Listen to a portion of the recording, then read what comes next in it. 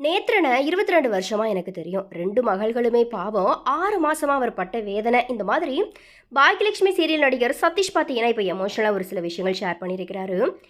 Serial நடிகர் யுவன்ராஜ் நேத்ரன் பார்த்தீங்கன்னா, கடந்த 6 மாத காலமாவே புற்றுநோய்க்கு சிகிச்சை பெற்றுட்டு வந்த நிலையில நேற்று காலமாகி இருக்கிறாரு.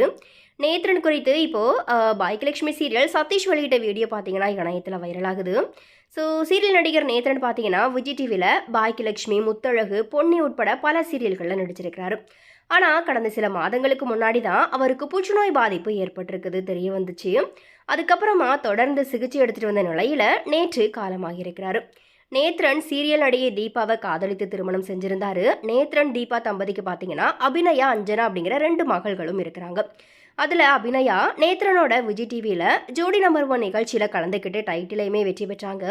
அதே போல் கனா காணும் காலங்கள் அப்படிங்கிற சீசன் 2 வெப் சீரிஸ்லேயும் பார்த்தீங்கன்னா முக்கிய கேரக்டரில் நடிச்சிருந்தாங்க. தொடர்ச்சியாக சினிமாவிலையும் கவனம் செலுத்திட்டு வராங்க. அதே போல் நேத்ரனோட 2வது மகளுமே சினிமாவில் முயற்சி பண்ணிக்கிட்டு இருக்கிறாங்க. இந்த நிலையில தான் நேத்ரனோட இறப்பு குறித்து அவருடைய நெருங்கிய நண்பர்கள் பலருமே வருத்தத்தை தெரிவிச்சிட்டு வராங்க. அதில் பாக்கியலட்சுமி சீரியலில் கோபி கேரக்டரில் நடிச்சிட்டு இருக்கிற நடிகர் சதீஷ் பார்த்தீங்கன்னா தன்னுடைய வருத்தத்தை ஷேர் பண்ணியிருக்கிறாரு.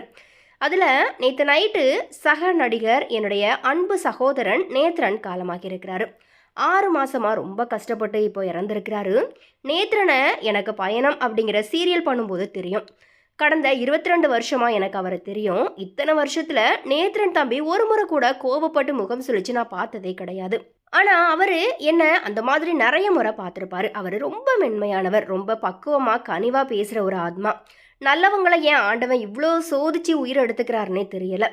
அவன் போடுற கணக்கு அவனுக்கு மட்டும்தான் தெரியும். நேத்ரனோட ஆன்மா சாந்தியடைய நான் வேண்டிக்கிறேன். நம்ம எல்லாரும் வேண்டிக்குவோம். நேத்ரனுக்கு மனைவியும் 2 பொண்ணுங்களும் இருக்காங்க. அவங்களுக்கு இதை தாங்கிக்கிற சக்தியை அந்த கடவுள் தான் கொடுக்கணும். நல்லதையே நினைக்கணும், அவங்களுக்கு நல்லதே நடக்கணும், நீண்ட நாட்கள் ஆரோக்கியமாக அவங்க வாழணும். இந்த மாதிரி நம்ம எல்லாருமே வேண்டிக்கலாம் அப்படிங்கிற மாதிரி சதீஷ் பார்த்தீங்கன்னா அந்த வீடியோவில் ரொம்பவே உருக்கமாக வந்துட்டு பேசியிருக்கிறாரு.